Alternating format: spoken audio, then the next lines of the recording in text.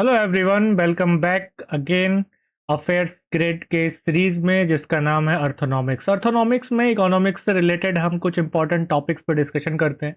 जैसा रेगुलर हमारा UPSC prelims को लेकर टॉपिक चल रहा है, यूपीएससी प्रीलिम्स के जो प्रीवियस ईयर क्वेश्चंस हैं उसको हम बहुत अच्छे से एनालिसिस कर रहे हैं।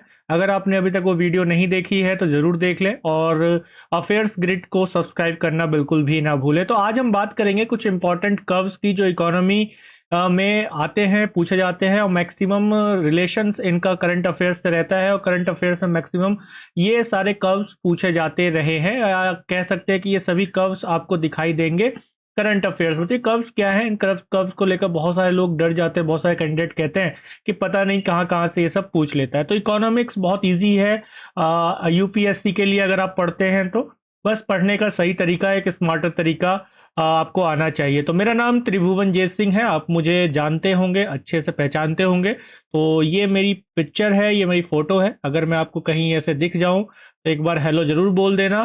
सो आगे बढ़ते हैं और देखते हैं कि आज हम कौन कौन से कर्व्स को देखने वाले हैं। तो important economic curves like Phillips curve, Lorenz curve, Gini coefficient, इन दोनों का रिलेशन एक जैसा ही है। जे कर्व, कुनिट्ज कर्व और लेफर कर्व, ये वो कर्व्स हैं जो मेनली यूपीएससी के एग्जाम्स में, चाहे वो मेंस से रिलेटेड एग्जाम हो या प्रीलिम्स एग्जाम हो, इनमें डायरेक्ट इनडायरेक्ट क्वेश्चंस इनसे बनते ही हैं। तो जो क्वेश्चंस हमारे बन रहे हैं तो उनका बेसिक हमें पता होना चाहिए। जब हमें बेसिक पता होता है तो हम क्वेश्चंस को भी अच्छे से अंडरस्टैंड कर पाते हैं, समझ पाते हैं। और जब हम क्वेश्चन को अच्छे से समझ पाते हैं, अंडरस्टैंडिंग हमारी अच्छी होती है, तो हम उसको सॉल्व भी इजीली कर लेते हैं और हमारे मार्क्स अच्छा आता है। सो चलिए अब स्टार्ट करते हैं। पहला कर्व ले लेते हैं। पहला कर्व है अपना फिलिप कर्व। तो फिलिप कर्व है क्या? तो ये बहुत ही इंपॉर्टेंट और बहुत फेमस कॉन्सेप्ट है फिलिप कर्व का। फिलिप कर्व एक तरह से हमें ये बताता है कि कैसे किसी भी अर्थव्यवस्था में या इकोनॉमी में हमें ये देखने को मिलेगा कि इकोनॉमी में इन्फ्लेशन और उसके साथ साथ अनएम्प्लॉयमेंट का रिलेशन कैसा है। ठीक है, तो यानी कि आपको इसमें क्या देखने को मिलेगा, तो ध्यान रखिएगा कि इन्फ्लेशन एंड अनएम्प्लॉयमेंट, ठीक है, क्वेश्चन का आपका आंसर यहीं पे मिल जाता है। अनएम्प्लॉयमेंट के बीच में रिलेशन को ये दिखाता है। ठीक है, इनके बीच का जो रिलेशन है, जो रिश्ता है, वो इसको दिखाता है। तो फिलिप कर्व है क्या, इसका कोर कॉन्सेप्ट क्या है?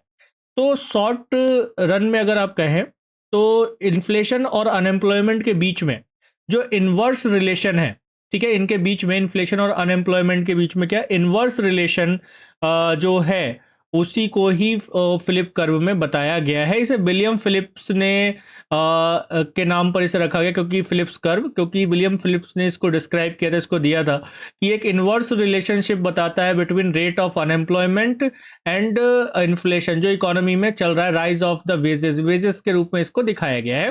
फॉर्मेट यानी इन्फ्लेशन की बात आप यहाँ पे करेंगे। यानी कुल मिला के आप इस तरीके से ऐसे देखिए कि जैसे जैसे इन्फ्लेशन रेट अगर बढ़ा बढ़ा है तो इसका मतलब क्या है, इसका मतलब ये कहेंगे कि अनएम्प्लॉयमेंट रेट कम हुआ है, डाउन हुआ है।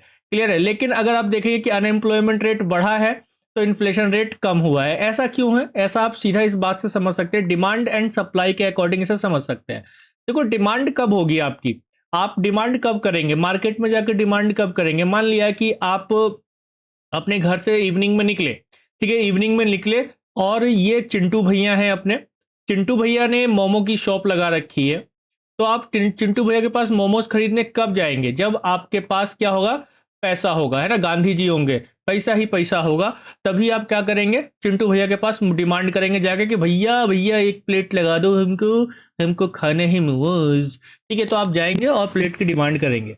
लेकिन अगर आपके पास पैसा नहीं है तो क्या आप डिमांड कर पाएंगे? नहीं कर पाएंगे। तो अब इसको रिलेशन यहां से समझिए कि अब यहाँ पे क्या है कि जो फिलिप कर्व है इसी चीज को दिखाता है। आपके पास पैसा कहाँ से आया, तो आप एम्प्लॉयड है, ठीक है, कहीं से आपको रोजगार है, आप रोजगार में हैं, तो आपको पैसा मिल रहा है, सैलरी मिल रहा है, तो आप डिमांड करेंगे। तो वही प्लेट, जो मोमोज की प्लेट चिंटू भैया बेच रहे हैं, अगर वो 10 रुपए की पहले बेचते थे और आपके पास पैसा है, वो आप 50 रुपए की भी बेचने लगे, तो भी आप खरीदेंगे। यानी कि इन्फ्लेशन बढ़ा, यानी कि लोग अगर एम्प्लॉयड हैं और पैसा उनके पास ज्यादा आ रहा है तो क्या होगा, इन्फ्लेशन बढ़ेगा, यानी कि बेरोजगारी कम हुई है। अब यहां पे क्या हो कि अगर लोगों के पास पैसा नहीं है तो इन्फ्लेशन कम होगा। तो पैसा क्यों नहीं है? क्योंकि वो बेरोजगार हैं। बहुत सिंपल सा और सटीक तरीका है इस चीज को समझने का। जैसे आप इस कर्व में समझिए, इस ग्राफ में आप समझिए कि जैसे ये 2% दिया हुआ है, इन्फ्लेशन अगर 2% है यानी कि कम है, तो इसका मतलब क्या है कि अनएम्प्लॉयमेंट रेट कितना है, अनएम्प्लॉयमेंट रेट ज्यादा है, 5% है यहाँ पर। तो low inflation is equal to high unemployment.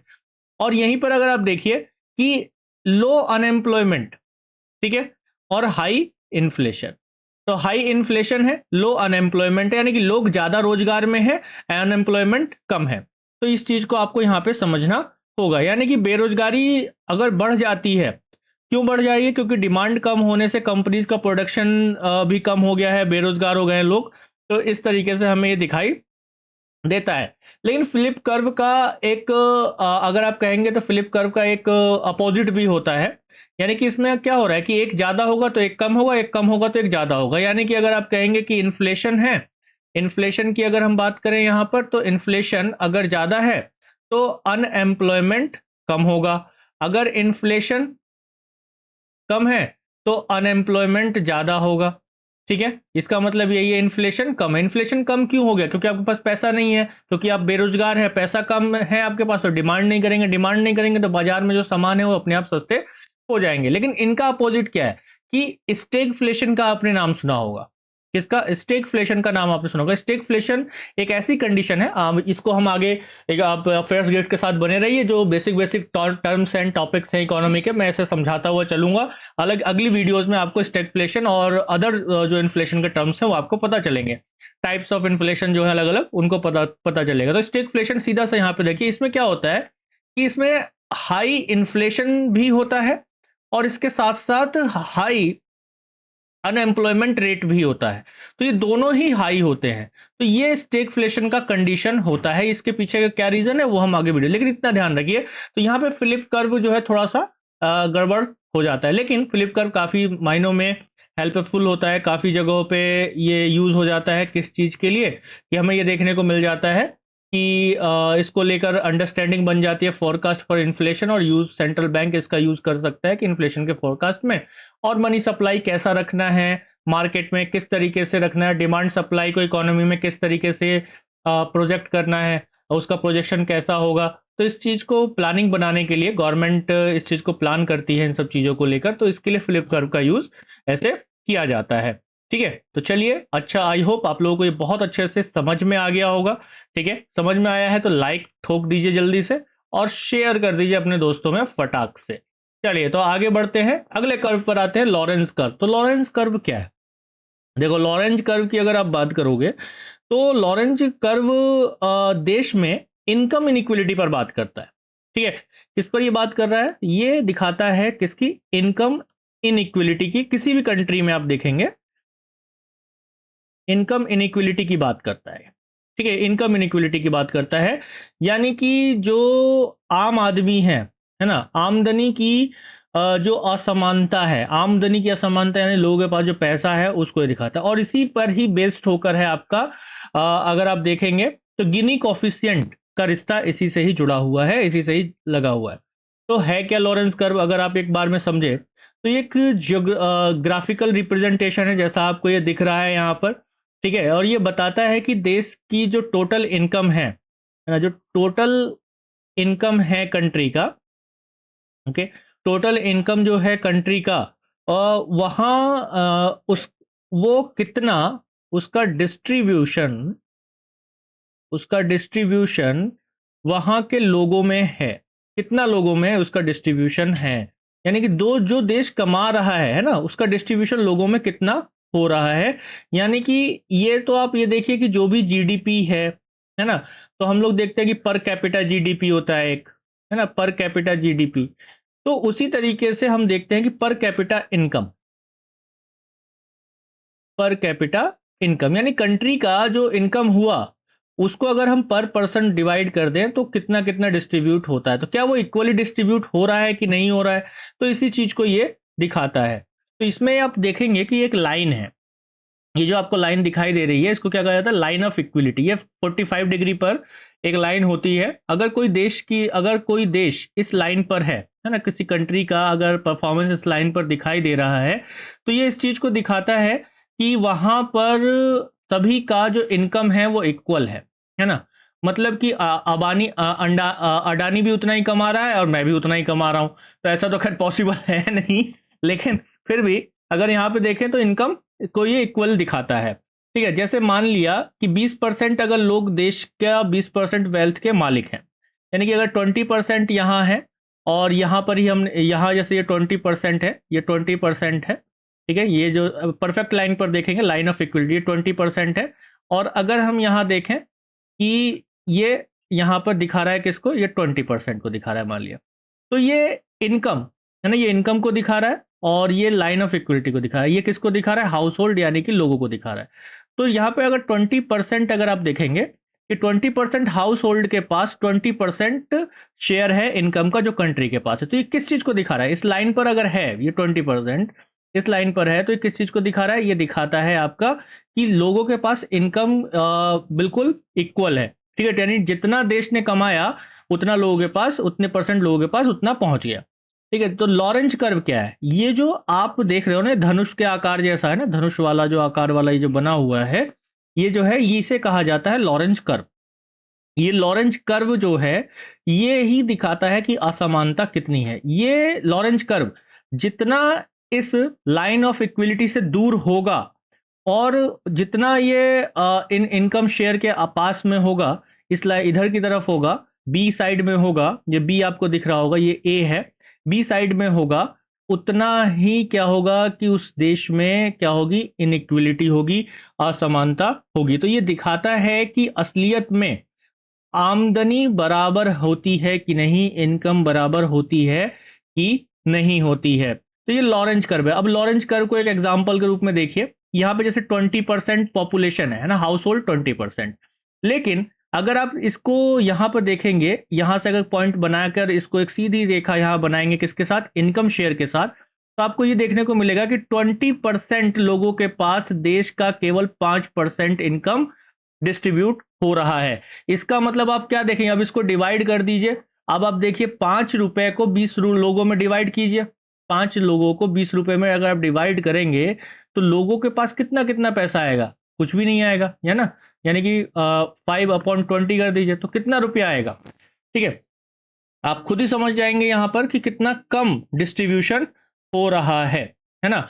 5 रुपए को अगर आप 20 से डिवाइड कर देंगे तो कितना लोगों के पास आ रहा है? 0.25। तो अब ये चीज क्या दिखा रही है कि जहां लोगों के पास क्या होना चाहिए था कि 20%, अगर 20 रुपया का देश कमाया, 20 रुपया देश कमाया, तो देश के 20 लोगों के पास 1-1 रुपया पहुंच गया। ठीक है, तो इस तरीके से हो गया। इसी तरीके से अगर आप यहां पर देखेंगे तो ये 90% पॉपुलेशन के पास बाकी 55% वेल्थ है, लेकिन बाकी का जो 10% लोग है, 10% लोगों के पास तो 45% वेल्थ हो गया, है ना? 45% वेल्थ हो गया। तो अब आपको यहाँ पे ये समझ में आ गया होगा कि जो लॉरेंज कर्व है, ये जितना ही डीप होगा, जितना ही ये डीप बनेगा, उतना ही असमानता को ये दिखाता है। इसी से ही रिलेट करके एक चीज होता है जिसे कहा जाता है गिनी कॉफिशिएंट, है ना? ये इसमें मैंने यहाँ पर आप देखोगे तो ये एग्जांपल के साथ इसको डाल दिया है। वैसे आप इसको पढ़ सकते हैं, स्क्रीनशॉट ले सकते हैं, वीडियो में आप देख सकते हो। गिनी कॉफिशिएंट क्या है? गिनी कॉफिशिएंट में हम यही चीज देखते हैं कि जो असमानता है उसको दिखाया जाता है। अभी आप देखिए कि तो ये 2 पार्ट है, एक पार्ट ये वाला है जिसको ए बोला गया है, ये एक पार्ट ये है जिसको बी बोला गया है। तो लॉरेंज कर्व जितना बी की तरफ होगा उतनी ही असमानता होगी। और गिनी कॉफिशिएंट को निकालते हैं तो इसमें जो है जो मार्क दिया जाता है या किसी को नंबर दिए जाते हैं, वो 0 से 1 दिया जाता है कंट्री को। यानी कि अगर किसी कंट्री का, किसी भी कंट्री का मान लिया कि 0.1 है ना, 0.1 है, तो वो कम इनइक्वलिटी है वहां पर। अगर किसी कंट्री का क्या हो जा रहा है कि 1 तक जा रहा है, यानी कि मान लिया कि कितना है उसका, 0.9 है ना, 0.9 है, तो वो कंट्री में ज्यादा इनइक्वलिटी है। यानी कुल मिला के जिस भी कंट्री का अगर 0 आता है गिनी कॉफिशिएंट, तो वहां पर इनइक्वलिटी नहीं है। क्लियर है? हालांकि ऐसा इस दुनिया में नहीं हो सकता है, कुछ तो आता है, कम ज्यादा होगा। और एक अगर किसी का आता है ना, किसी भी कंट्री का गिनी कॉफिशिएंट 1 आता है, तो इसका मतलब क्या हो गया कि वहां पर उस कंट्री में जो है सबसे ज्यादा इनइक्वलिटी है, यानी कि 100% इनइक्वलिटी होगी। ठीक है, 100% इनइक्वलिटी होगी। अब यहाँ पर बात यह आती है गिनी कोएफिशिएंट निकाला कैसे जाता है। तो इसका सिंपल सा फॉर्मूला है ए, यानी कि जो ये वाला एरिया है, यानी कि जो ए वाला एरिया है ये, प्लस ए प्लस बी। ठीक है, इनको प्लस कर दिया जाता है, यानी इन दोनों को प्लस करके जो फिर से डिवाइड कर दिया जाता है, जो आता है वो गिनी कोएफिशिएंट उसे कहा जाता है। और इसके बारे में प्रॉपर इसमें मैंने यहाँ डाल दिया है कि the diagram is given the ratio A upon A plus B, where A और R is the area of regions to mark the diagram. ठीक है, बाकी ये 0 परफेक्ट इक्वलिटी की बात करता है, 1 परफेक्ट इनइक्वलिटी की बात करता है। ये सारा कुछ इसमें दे दिया है, चाहे तो आप स्क्रीनशॉट ले सकते हैं या बाद में आप इससे लिख सकते हैं। तो चलिए अब हम लोग आगे बढ़ते हैं और बढ़ते हैं किसकी तरफ, एक और कर्व, जे कर्व की तरफ। देखो जे कर्व जो है ये बैलेंस ऑफ ट्रेड से रिलेटेड है। ठीक है, जो बैलेंस ऑफ पेमेंट आपने पढ़ा होगा, है ना, इकोनॉमी में एक बहुत अच्छा टर्म है balance of payment. Okay, balance of payment के बारे में आपने पढ़ा होगा। जो बैलेंस ऑफ पेमेंट है यानी बीओपी के बारे में आपने बहुत बार पढ़ा होगा। इसमें आप क्या देखते हो, इसमें आप ट्रेड सरप्लस, ट्रेड डेफिसिट, इन सब चीज़ों के बारे में बात करते हो। तो जे कर्व का कॉन्सेप्ट वहीं से आता है। और आपने कई बार ये सुना होगा कि चाइना अपने कंट्री का, है ना, कंट्री का जो उसका चाइनीज का जो करेंसी है ना, उसको क्या कर देता है, कई बार डिवैल्यूएट कर देता है। ठीक है, डिवैल्यूएट कर देता है यानी उसको गिरा देता है। डेप्रिशिएशन, करेंसी का डेप्रिशिएशन वो अपने आप कर देता है।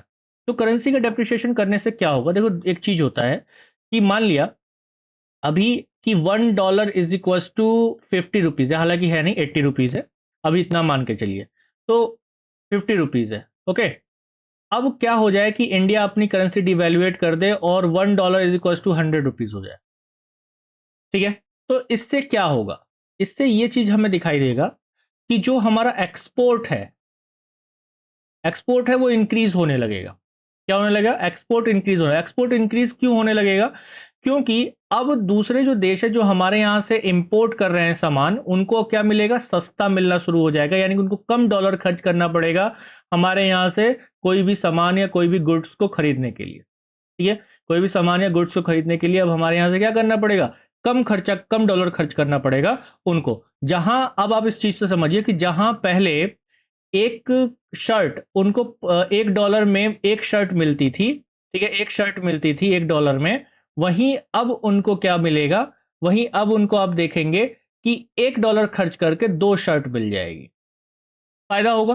तो एक्सपोर्ट बढ़ेगा धीरे धीरे, लेकिन शुरुआती दौर में क्या होता है कि शुरुआती दौर में स्टार्टिंग में ये कम हो जाता है। तो यानी कि आप ये देखेंगे कि ये कर्व जो है हमें ये बताता है कि जब कोई देश अपनी करेंसी की वैल्यू कम कर देता है, यानी कि उसे डेप्रिशिएट कर देता है, डिवैल्यूएशन कर देता है, तो उसका ट्रेड बैलेंस पर शुरुआत में और बाद में क्या असर होता है। तो शुरुआत में क्या होगा कि ट्रेड डेफिसिट बढ़ेगा।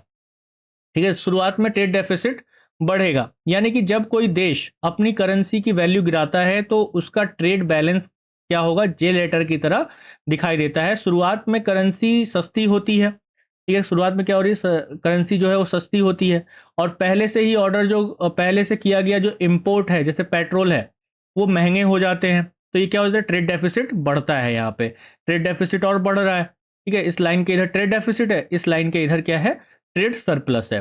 तो ये और इस वजह से क्या होगा, इस वजह से ट्रेड डेफिसिट अपने शुरुआत में थोड़ा और गहरा हो जाएगा, जैसे ये कर्व नीचे की तरफ जाएगा। लेकिन बाद में क्या होता है कि कुछ समय बाद हमारा एक्सपोर्ट तेजी के साथ बढ़ता है ना। ये एक्सपोर्ट क्या हो रहा है, तेजी के साथ बढ़ेगा।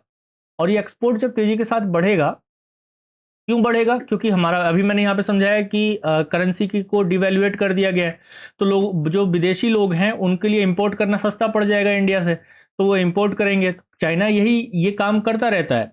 तो यहाँ पर ये क्या होगा कि हमारा जो एक्सपोर्ट है वो क्या हो जाएगा, सस्ता होगा।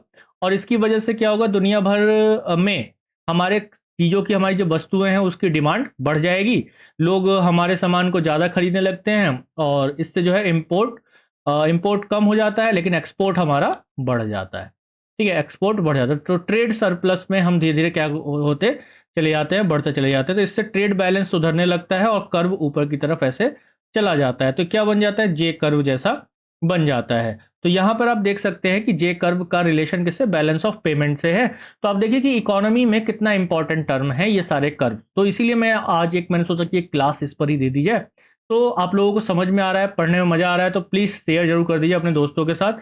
और जिन्होंने अभी तक सब्सक्राइब नहीं किया है अफेयर्स ग्रिड को, ठीक है, तो बहुत क्रांतिकारी तरीके से लेकर आ रहा हूँ चीजों को समझिए, प्यार से पढ़िए, कोई दिक्कत नहीं है, कोई समस्या हो, कोई दिक्कत हो तो आप कमेंट कर सकते हैं।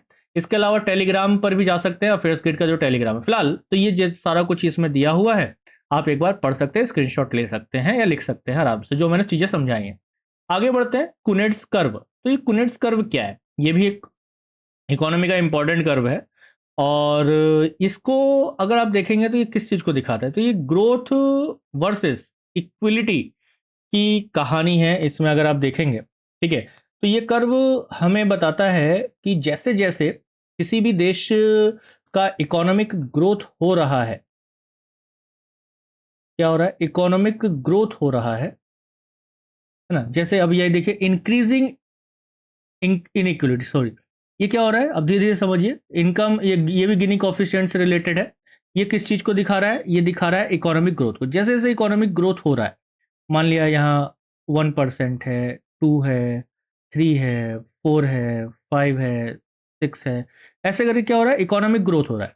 इकोनॉमिक ग्रोथ को आप ऐसे आप लोग पढ़ते होंगे जीडीपी के रूप में, जीडीपी यानी ग्रोथ डोमेस्टिक प्रोडक्ट, ठीक है। तो जैसे जैसे इकोनॉमिक ग्रोथ होता है वैसे वैसे उस देश में इनइक्विलिटी पर क्या असर पड़ता है, इस चीज को कुनेट्स कर्व दिखाता है। कुनेट्स कर्व जो है एक तरीके से ये इन्वर्टेड यू शेप बनाता है, ठीक है, इन्वर्टेड यू शेप बनाता है। यानी कि इसको साइमन कुनेट्स नाम के एक पर्सन ने डेवलप किया था कि मार्केट में अगर पहले इंक्रीज होता है तो जो क्या होगा, और बाद में जो इनइक्वलिटी है वो कम कैसे होगी। तो साइमन कुनेट्स ने इसको 1950 में और 60s में इसको दिया था। तो ये क्या है, इस पर बात करते हैं।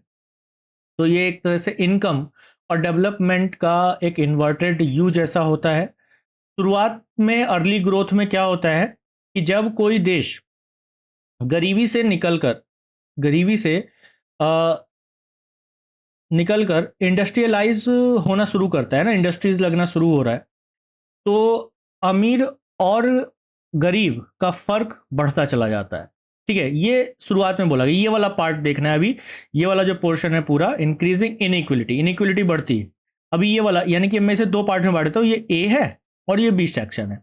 जो ए सेक्शन वाला पार्ट है उसमें क्या हो रहा है कि शुरुआत में क्या होता है, तो अमीर और गरीब का फर्क और ज्यादा बढ़ता है, इंडस्ट्रियलाइज हो रहा है शुरू शुरू में अभी।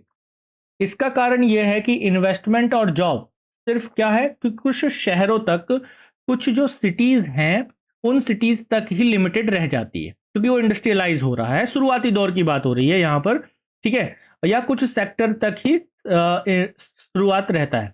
फिर टर्निंग पॉइंट आता है, जो टर्निंग पॉइंट आपको ये वाला पॉइंट है, ये टर्निंग पॉइंट है जो आपको यहाँ दिख रहा है। टर्निंग पॉइंट में क्या होता है कि एक खास लेवल की जो पर कैपिटा इनकम पर पहुंचने के बाद क्या होगा कि इनइक्विलिटी अपने पीक पर होती है। यहाँ पर टर्निंग पॉइंट वो है कि आप देखेंगे कि इनइक्विलिटी यहाँ पर पीक पर होगी, यानी कि एक खास लेवल है ये जहाँ पे पर कैपिटा इनकम बहुत अच्छी हो जाती है, ठीक है, आमदनी एक लेवल पर पहुंच जाती है कुछ लोगों की। फिर इसके बाद क्या होता है कि मैच्योर ग्रोथ होता है। मैच्योर ग्रोथ क्या होता है कि विकास जैसे जैसे पुराना होता चला जाता है, ठीक है, सरकार क्या करती है, गवर्नमेंट अब बी सेक्शन में आएगी। बी सेक्शन गवर्नमेंट क्या करेगी, गवर्नमेंट अब वेलफेयर स्कीम्स लेकर आएगी, वेलफेयर स्कीम्स लेकर आएगी। और वेलफेयर स्कीम को लाने से क्या होगा कि एजुकेशन सब तक पहुंचेगा, सब तक इनइक्वलिटी को लेकर इनकम जो है वो भी इक्वली डिस्ट्रीब्यूट होगा। तो इनइक्वलिटी जो है दोबारा से यहाँ पे कम होनी शुरू हो जाती है, ठीक है। यानी कि स्टार्टिंग में क्या हो रहा है, स्टार्टिंग में ए सेक्शन जैसा इंडिया में भी हमें देखने को मिला था, मिल रहा है अभी भी। अब टर्निंग पॉइंट तक हम लोग पहुंच रहे हैं, देन उसके बाद क्या होगा कि ये इनइक्वलिटी डिक्रीज भी होगी, क्योंकि गवर्नमेंट लगातार वेलफेयर स्कीम्स को लेकर आती है। तो यहाँ पर कुनेट्स कर्व में ये किसके बीच में रिलेशन को बताया गया है, यहाँ पर कुनेट्स कर्व को रिलेशन को किसके बीच में बताया गया है कि भाई जो इनकम ग्रोथ हो रहा है उसके साथ साथ क्या हो रहा है, इनइक्वलिटी भी बढ़ती है। लेकिन एक टाइम ऐसा आता है जब इनइक्वलिटी कम हो जाती है, यानी कि एक मैच्योर, जिसे कहा जा रहा है कि मैच्योर ग्रोथ होता है, ठीक है, इनइक्वालिटी कम हो जाती है। हालांकि अगर आप देखोगे तो ये कुनिट्स कर्व ना केवल इकोनॉमी में यूज हो रहा है, बल्कि इसके साथ साथ अभी ये एनवायरमेंटल कुनेट्स के रूप में भी जाना जा रहा है। ठीक है, इसको ध्यान रखना है, ये एनवायरनमेंट में भी यूज हो सकता है। एनवायरमेंटल कुनेट्स कर्व के रूप में भी इसको देखा जा रहा है।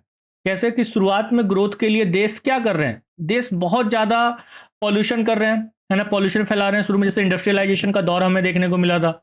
लेकिन जब देश अमीर हो गया, है ना, टर्निंग पॉइंट पर आ गया, देश अमीर हो गया, पीक पर पहुंच गया, तो वो लोग अब क्या कर रहे हैं, अब क्लीन एनर्जी की तरफ बढ़ रहे हैं, क्लीन एनर्जी की तरफ बढ़ते हैं और एनवायरनमेंट के प्रोटेक्शन पर ध्यान देना शुरू करते हैं, जिससे पॉल्यूशन कम होता है। तो ध्यान रखना, एनवायरमेंटल कुनेट्स भी है ये, और ये इकोनॉमी में हम इस तरीके से भी यूज करते हैं।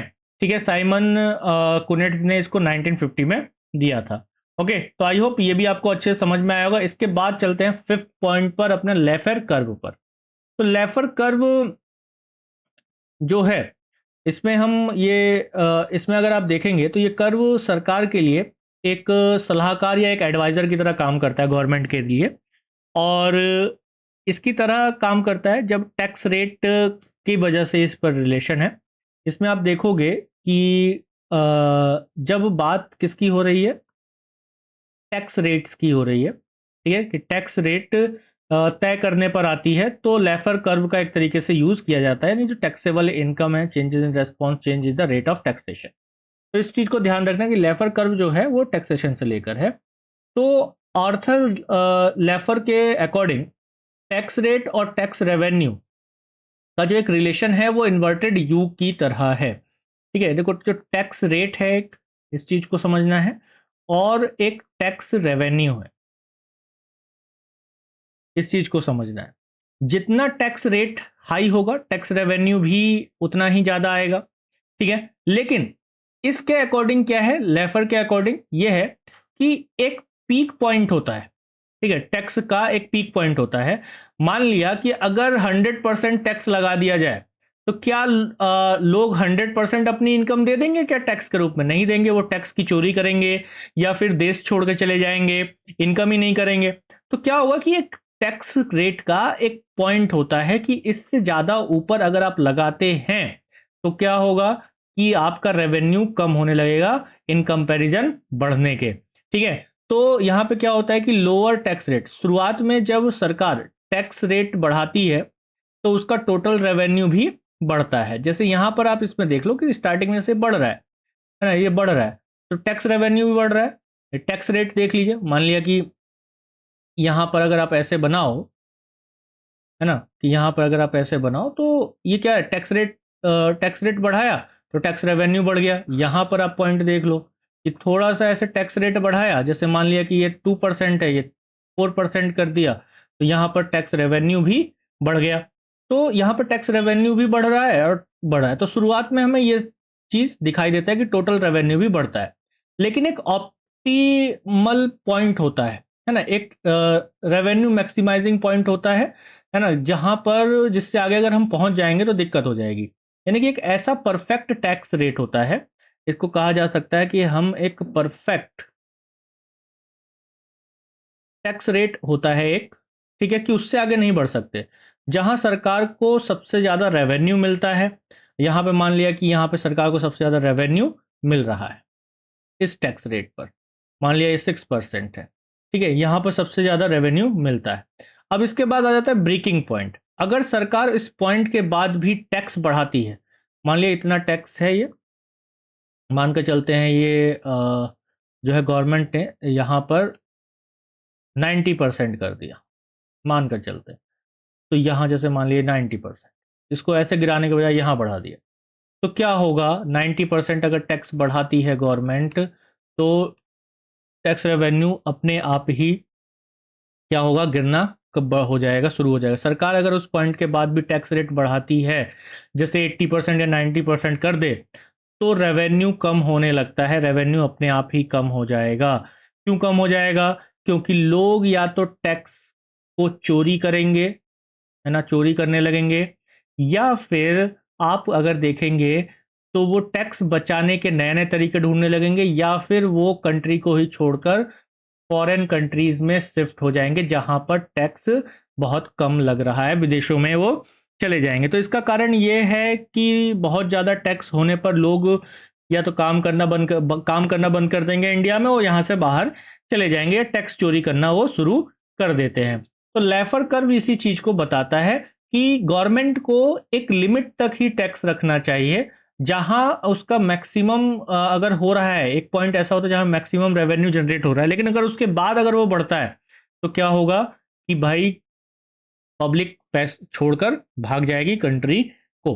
ठीक है, कंट्री को छोड़कर भाग जाएगी। तो दोस्तों आज हमने इन सभी में बात किया है ना, जो अपने ये कर्व्स हैं, है ना, इन पांचों कर्व्स पर हमने बात किया, और फिलिप कर्व को हमने देखा। फिलिप कर्व इन्फ्लेशन वर्सेस किस पर, एक छोटा सा वो कर लेते हैं अपना, क्या कहते, रिवीजन कर लेते हैं कि अगर हम फिलिप कर्व की बात कर रहे हैं तो फिलिप कर्व क्या है और अदर कर्व क्या है। मैं छोटा सा एक बार रिव्यू कर लेते हैं। फिलिप कर्व किसके बीच में, कि हम देख रहे हैं कि इन्फ्लेशन वर्सेस अनएम्प्लॉयमेंट के बीच में बताता है। ठीक है, लॉरेंस कर्व और गिनी कोफिशिएंट की बात हम लोगों ने किया कि ये क्या है, ये इनकम इनइक्विलिटी पर बात करता है। ठीक है, जे कर्व की बात करेंगे तो आप यहां पे सीधा ध्यान रखिए बैलेंस ऑफ पेमेंट, यानी कि आप ये समझिए कि जो करेंसी है एंड ट्रेड पर बात कर रहा है। ठीक है, कुनेट्स कर्व की अगर आप बात करेंगे तो ये बात करता है ग्रोथ वर्सेस इनइक्विलिटी पर। ओके, और लेफर कर्व जो बताता है ये बताता है tax rate versus tax revenue. ठीक है, तो इस तरीके से आपको आई होप आज की क्लास बहुत अच्छे से समझ में आई होगी, और आपको क्लास समझ में आई है तो प्लीज़ शेयर कर दीजिए अपने दोस्तों में, उन सभी मित्रों में भी जो आपके बहुत करीबी हैं, और ख़ास तौर पे जिनसे आप लंबी लंबी बातें भी करते हैं। और अगर वो यूपीएससी की तैयारी नहीं करते हैं तो करवाइए, और बढ़िया से आईएएस और आईपीएस दोनों बनिए, और अपनी लाइफ को अच्छे से सर्व कीजिए और जिए मजे से। ठीक है, so thank you everyone, thank you very much last तक बने रहने के लिए। और जैसा कि आप सभी लोग जानते हैं कि मेरा नाम त्रिभुवन जय सिंह है, और इस तरीके से मेरा चेहरा है। अभी थोड़ा मैंने मूछें कटवा दी हैं, तो कहीं मिल जाऊं तो हेलो एक बार जरूर बोल दीजिएगा, और बताइएगा कि आप अफेयर्स गिफ्ट्स को फॉलो करते हैं, जानकर खुशी होती है। ठीक है, so thank you everyone, thank you very much. मैं दिल्ली में ही रहता हूं, अगर कोई दिल्ली में है तो ज़रूर मुझसे मिलना। ठीक है, और मेरा जो व्हाट्सअप नंबर है 8477040496, ये कांटेक्ट कर सकते हैं। इसके अलावा आप मुझे इंस्टाग्राम पर भी फॉलो कर सकते हैं। इंस्टाग्राम में आप k.त्रिभुवन आप लिखेंगे तो आपको मेरा मिल जाएगा प्रोफाइल, और आप देखेंगे कि वहाँ पर आप फॉलो कर सकते हैं। टेलीग्राम पर जा सकते हैं। चैनल को सब्सक्राइब करना तो बिल्कुल भी नहीं भूलना है। So thank you everyone once again, जय हिंद।